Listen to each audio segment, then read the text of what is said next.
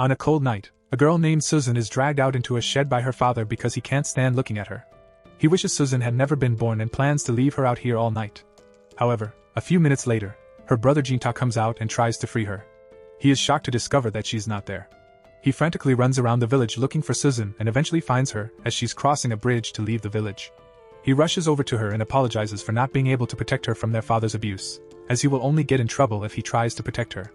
Susan was born with a demon eye, and since this is feudal Japan, she has been labeled a cursed child and treated like a worthless pest. She knows there's no way she can live a normal life with an eye like this, so she tells Jinta to just go home without her. Jinta stands there for a moment, contemplating his next move, and eventually decides that he loves his sister more than the rest of the family. He takes her hand and asks her to run away with him. Together they flee their old home, but it's still raining, so it's starting to get really cold. They have nowhere to go for shelter, so Jinta takes Susan to the remains of an old building. The two huddles together to try to conserve body heat. Susan has already fallen asleep, and Jinta is about to pass out as well. But before he does, he notices a man approaching them, and he says something about taking them in. By the time Jinta wakes up, he finds himself being carried by the man, with Susan walking alongside him. The man is relieved to see that Jinta is finally awake, so he sets him down, and they continue walking until they get to the man's village. The village is mostly inhabited by blacksmiths who specialize in forging katana, so everyone is hard at work. The man leads Jinta and Susan to his house, and as soon as he opens the door, his daughter runs out to greet him. She's happy to see him but curious about the two kids standing behind him. The man tells her that Jinta and Susan will be living with them from now on. He asks his daughter if she's okay with that, and she seems thrilled by the idea, as that means she'll have friends to play with. She walks up to Jinta to introduce herself as Shirayuki and hopes all three of them can get along from now on. That night, Jinta is having trouble falling asleep, so Motoharu asks him if something is wrong. Motoharu is currently cleaning his sword, so Jinta asks him if he's a samurai, but Motoharu says he is actually a sentinel. His job is to keep important people and places safe. Later, Jinta and Susan join Shirayuki and Chitose by the river. On the way home, Jinta asks about Shirayuki's mother, Yokeis, who helped him and Susan stay in the village. Shirayuki explains that Yokeis is an Itsukihan, a fire god's maiden, and can only be seen by the village chief and her husband, Motoharu, her sentinel. The next day, Jinta trains with Motoharu, but as a novice in sword fighting, he's easily knocked to the ground without Motoharu breaking a sweat. Motoharu tells Jinta that he still has a long way to go, but if he keeps practicing, he will surely become a master someday. Years go by, and Jinta has become the new sentinel of the Shrine Maiden. He is attending a meeting between all the village officials and the Shrine Maiden. She is hidden behind a curtain so no one can see her directly, and as the meeting begins, she commends Jinta for his excellent demon-slaying abilities.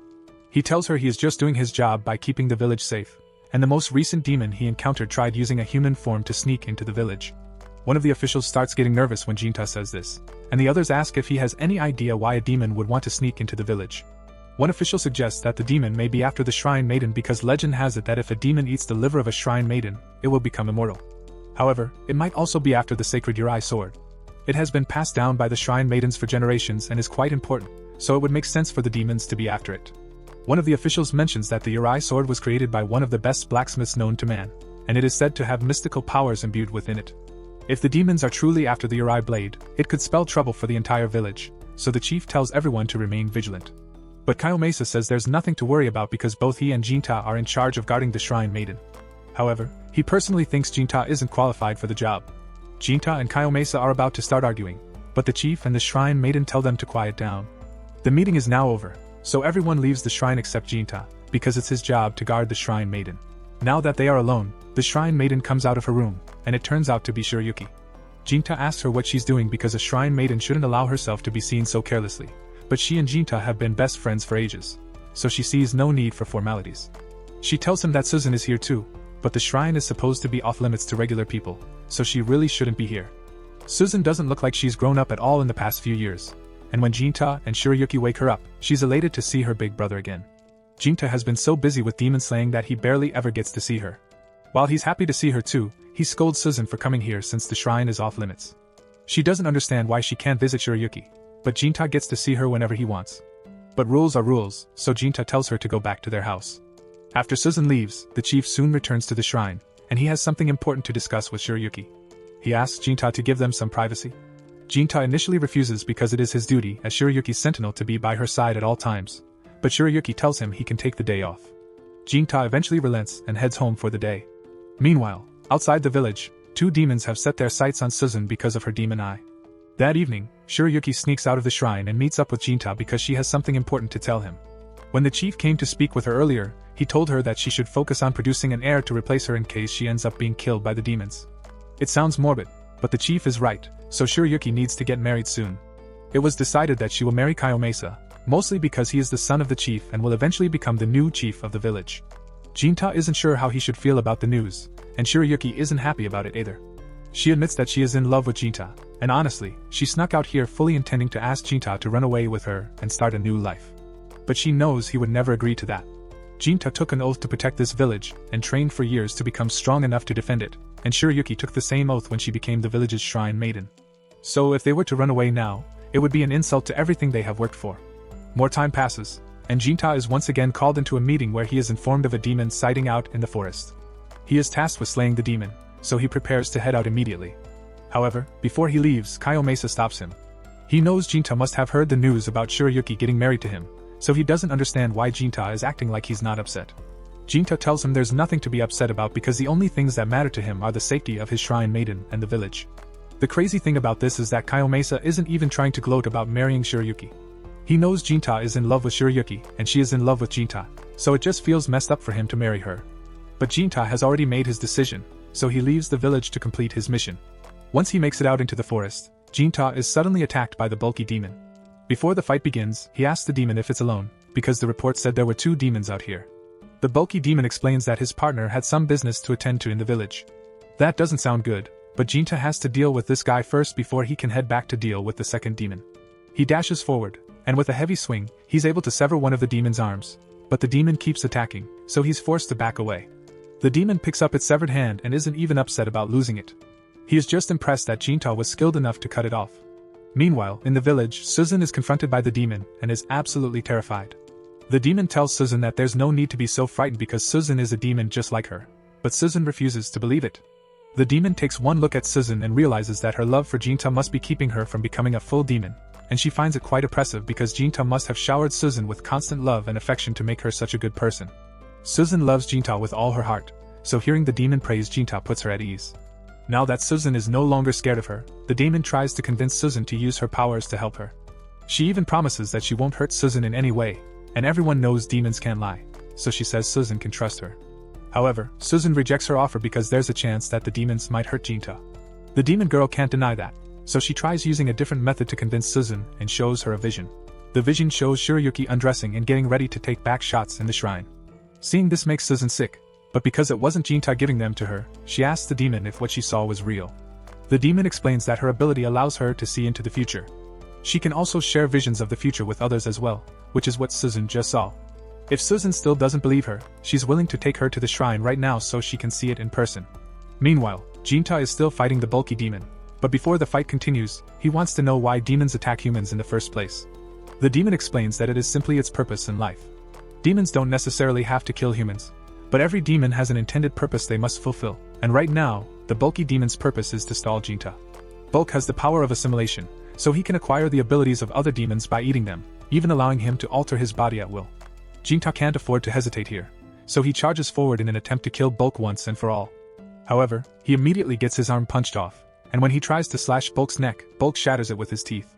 By all accounts, Jinta should be a dead man, but at the last second, he reaches back and grabs a piece of his shattered sword. He then plunges the fragment deep into Bulk's heart before Bulk can retaliate, and Jinta emerges victorious. Bulk accepts his defeat, and he is actually quite happy because this means he has fulfilled his purpose. He explains that the other demon he came with has the power of foresight and has used it to look far into the future, 170 years to be exact. According to her vision, the strongest demon of all time lives here, which is why they came in the first place. As soon as Bulk mentions a demon living in the village, Jinta realizes he must be talking about Susan, but before he can react, Bulk says he's going to give Jinta a gift to congratulate him on his victory. A second later, Bulk's severed arm grabs Jinta's head and begins squeezing him until he passes out.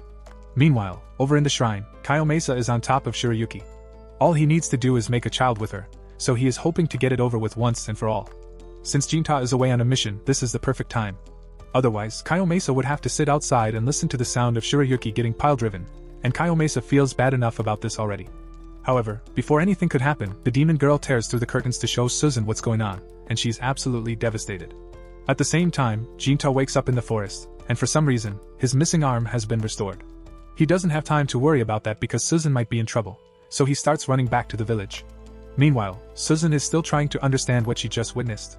It was unbearable to see Jinta in love with Shirayuki, but Susan was willing to put up with it if Jinta got to be happy. She even stopped herself from growing up so she wouldn't get in the way of Jinta and Shirayuki's relationship. But now she finds out that Shirayuki is marrying a different guy. This was the final straw, so Susan snaps and becomes unhinged. She is so frustrated that Shirayuki would betray Jinta's love, and after a few suggestive words from the demon girl, Susan decides to kill her. Her demon power suddenly awakens, and the whole room is filled with black smoke as Susan takes an adult form. Kayomasa takes the legendary sword and tries to attack Susan, but the demon girl knocks him out before he can do anything. She then takes Kayomasa's body outside because she has something she wants to do, leaving Shirayuki alone with Susan. Jinta soon arrives at the shrine, and Shirayuki is still alive, so she runs into his arms. But a second later, her head is cut off by Susan. Jinta is frozen in shock by what just happened, and a moment later, Susan appears behind him holding Shirayuki's head. Jinta asks Susan why she would do such a thing, so Susan starts explaining the whole thing about Shirayuki marrying another man. But he already knew about it, and even if he didn't, it doesn't give her the right to kill Shirayuki. Jinta realizes that the Susan he cared for is long gone, and with Shirayuki dead, he has nothing left except hatred. The demon arm begins to integrate with the rest of his body, transforming Jinta. Now, he is looking at Susan with pure disdain. She doesn't understand why he looks like he hates her so much when all she was trying to do is make him happy. She takes this to mean that Jinta is going to abandon her just like everyone else, so she decides to just kill him. However, as she stabs Jinta in the stomach, she realizes it did almost no damage, and Jinta proceeds to punch a hole straight through her body. Susan manages to survive the punch, so Jinta tries to finish her off, but at the last second, the demon girl jumps in and sacrifices herself to save Susan. She tells Susan to get out of here while she has the chance, so she starts walking away. But before she leaves, Susan tells Jinta that she has nothing left in this world, so no matter how many years it takes, she's going to make sure she destroys everything, and on the final day, she will be back to kill him for betraying her.